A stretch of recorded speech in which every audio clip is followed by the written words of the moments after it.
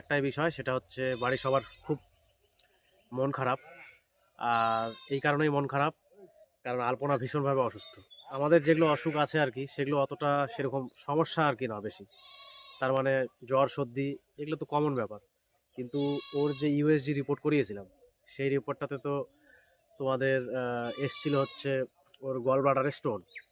সেটা ঠিক আছে। আর পরে আবার আমরা ব্লাড টেস্ট করিয়েছিলাম। ওই ডাক্তারই লিখে দিয়েছিল, কিন্তু তখন হয়নি। হ্যাঁ হ্যাঁ, তুমি বললে না যে রক্তের রিপোর্টটা পরে আসবে। হ্যাঁ, তার মানে ওই একসঙ্গে সেই দিনই করেছিলাম। তোমাদের তো বলেছিলাম যে ব্লাড রিপোর্টও আমরা করিয়েছি, ডাক্তার লিখে দিয়েছিলেন ডক্টর সঞ্জয় দত্ত। তো ব্লাডের রিপোর্টটাও খুব খারাপ এসছে, খুবই খারাপ, বেশিরভাগই খারাপ এসছে। তার মানে ব্লাডের মেন রিপোর্ট সেটা হচ্ছে লিভার গ্রেড 1 ফ্যাটি, আর যেটা এসছে সেটা হচ্ছে ওর জন্ডিস। জন্ডিস এসছে। যেহেতু ওর অনেকে বলছে আর কি, ডাক্তারও বলছেন যে ওর যেহেতু স্টোন আছে সেই জন্য জন্ডিস দেখাচ্ছে, হালকা জন্ডিস। আমরা লাইভে এসেছিলাম, ওখানে বলেছিলাম, অনেকে বন্ধুরাও কমেন্ট করে বলেছে। আর আরেকটা যেটা মেন সমস্যা সেটা হচ্ছে রক্তাল্পতা, মানে ওর শরীরে রক্তের অভাব। হিমোগ্লোবিন 6.5, আর ব্লাড ওর যে গ্রুপ সেটা হচ্ছে ও নেগেটিভ। হ্যাঁ, এর আগে ওর অপারেশন যখন হয়েছিল, টিউমার তখন অপারেশন হয়েছিল, তোমরা অনেকে জানো না। তখন ও অনেক দিন আগে, তাই না? এখন থেকে প্রায় 4 বছর আগে হয়েছিল। হ্যাঁ, তো সেই এখানে ধরা পড়ছিল না অসুখটা।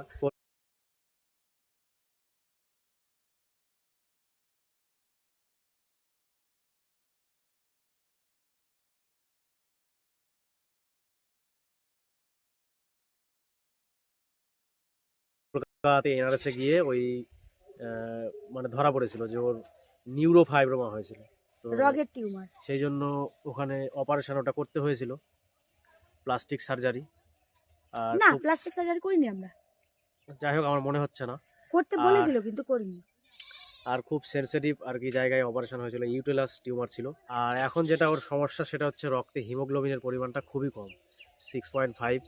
আমরা ডাক্তারবাবুকে বললাম, ডাক্তারবাবু বললো যে অত ঘাবড়ানোর কিছু না, শারীরিক সমস্যার জন্য অনেক সময় রক্ত কমে যায় শরীরে ঠিকঠাক খাওয়া দাওয়া, ঠিকঠাক ফল খেতে হবে। মানে যেগুলো যেগুলো ফল খেতে বলেছে, যেমন বেদানা খুব করে খেতে বলেছে, আর খেতে বলেছে হচ্ছে বিট, আর সেই সঙ্গে খেতে বলেছে মোচা, থোড়, কলা। কলা, মানে ফল বেশি বেশি করে খেতে বলেছে। তাহলে বলছে যে 2 মাস 3 মাসের মধ্যে মোটামুটি 8 3 মাস সাড়ে 8 হল, 3 মাস। 9-এর উপরে চলে আসবে। আর কিছু ওষুধ দিয়েছে, সেগুলো ওষুধ চলছে ওর। এখনও ওর বমি বমি ভাবটা যায়নি, মাঝে মাঝে হঠাৎ করে একদিন করে বমি বমি ভাব করছে। আর অনেকে আমার বন্ধু বান্ধবরা বলছে যে গল ব্লাডারের স্টোন নাকি গলে না, মানে ওটা গলে বের হওয়ার রাস্তা নেই। কিন্তু ডাক্তারবাবু বললেন যে গলে যাবে, কোনো অসুবিধা নেই, তোমরা 3 মাস ওষুধ খাও, 3 মাস পরে আবার চেক আপ হবে, সেই চেক আপে আবার দেখতে পারবা যে গলেছে কিনা বা অতখানি আছে নাকি। তো সেই বিশ্বাস নিয়ে আমরা ওর ওষুধ খাওয়াচ্ছি। এখন মেন সমস্যা